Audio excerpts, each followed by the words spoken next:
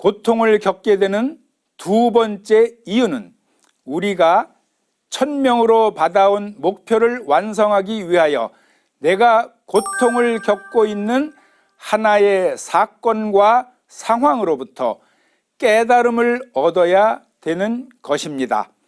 그 깨달음은 천명으로 바꿔온 나만의 개성 넘치는 그릇을 완성시키는데 필요하면서도 부족한 부분을 하나하나 채우게 되는 것입니다. 상제님의 말씀을 살펴보겠습니다.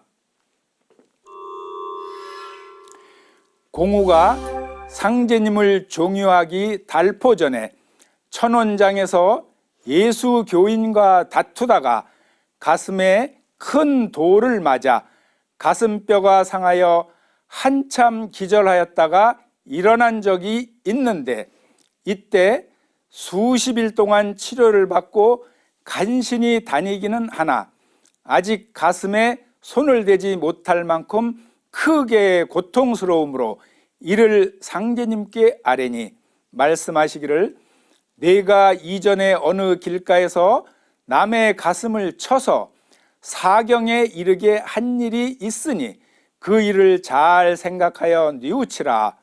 또 내가 몸이 나은 뒤에는 가해자를 찾아서 죽이려고 생각하나 너 때문에 죽을 뻔하였던 자의 척이 그 예수 교인에게 붙어서 갚는 것이니 오히려 그만하기가 다행이라.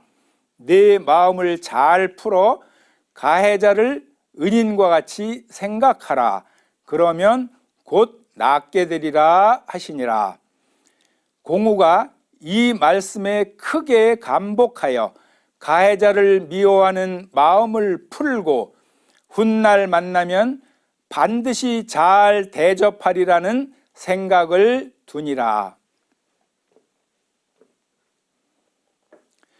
지금 읽은 상제님의 말씀을 잘 살펴보면 현재 내가 고통을 겪고 있는 사건과 상황이 왜 그럴 수밖에 없는지 그 이유와 원인을 알게 된다는 것입니다. 즉, 박공우 성도님께서 가슴에 고통을 겪은 것은 내가 이전에 어느 길가에서 남의 가슴을 쳐서 사경에 이르게 한 일이 있으니 그 일을 잘 생각하여 뉘우치라.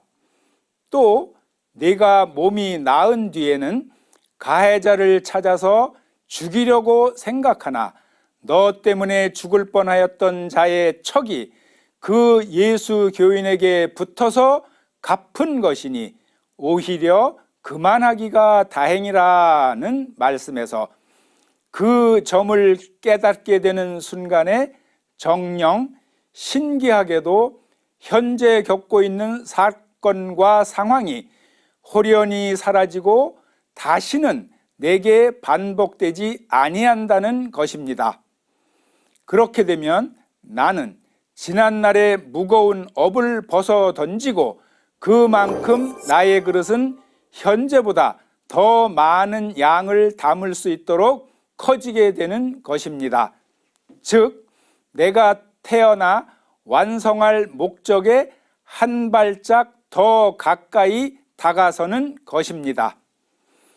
그리고는 또 다른 필요한 깨달음의 과정을 겪게 될 것입니다. 저의 사례 하나를 말씀드리겠습니다. 지금으로부터 20년 전 2001년 6월에 제가 도장에서 수석 포감이 되었고 얼마 지나지 않은 어느 날에 문득 깨달음이 왔습니다. 제가 증산도에 입도한 이후로 아내와 신앙 문제로 갈등이 많았습니다. 도장에 나가지 못하도록 온갖 방해를 하였습니다. 치석날이 되면 도장 입구에서 지키고 서 있기도 하였습니다. 그리고 부모님께 일러서 제가 새벽 수행을 하는 어느 날에는 부모님과 함께 와서 수행을 못하도록 하였습니다. 그러나 그럴수록 저는 진리 공부를 열심히 했으며 치성 참석도 요령껏 하였습니다. 특히 포교 활동을 열심히 하여 여러 사람이 입도를 하였습니다.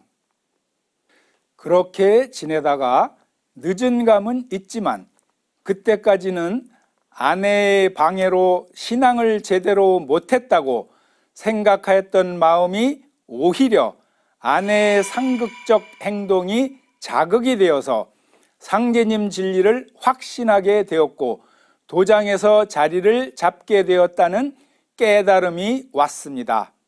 그로부터 아내에 대해 참으로 고마워하는 마음이 생겼습니다. 그리하여 미워하던 마음과 말투와 행동을 모두 선한 방향으로 바꾸게 되었습니다. 그리고 제가 바뀌고 난 후에 아내에게도 하나의 사건이 있었습니다. 친한 친구의 남편이 일찍 세상을 뜨게 되었습니다. 아내에게서 들은 얘기로는 학교 동창회에 갔을 때 그 친구가 말하기를 그래도 남편이 살아있는 게 100번 좋더라 라는 이야기를 들었다고 합니다. 그 후로 아내가 저의 신앙을 인정하게 되었습니다. 내 마음을 잘 풀어 가해자를 은인과 같이 생각하라. 그러면 곧 낫게 되리라. 상제님께서 박공우 성도님에게 하신 이 말씀에 박공우 성도님은 크게 감복하여 가해자를 미워하는 마음을 풀고 훗날 만나면 반드시 잘 대접하리라 하는 생각이 들었습니다. 도전 성구 말씀처럼 우리는 나에게 고통을 겪도록 만들어준 가해자에게 은인과 같이 선생님같이 잘 대우를 하여야 하는 소이연이 있는 것입니다. 그 고통은 상제님께서 주시는 축복의 안면입니다. 태상 종도사님께서 우리에게 특별한 복이 3가지 있나니 그것은 일복과 욕복이요 그리고 고생복이다 라고 하신 말씀이 바로 이러한 뜻일 것입니다. 더구나 마스터 키인 태을주를 상제님께서는 우리에게 전해 주셨습니다.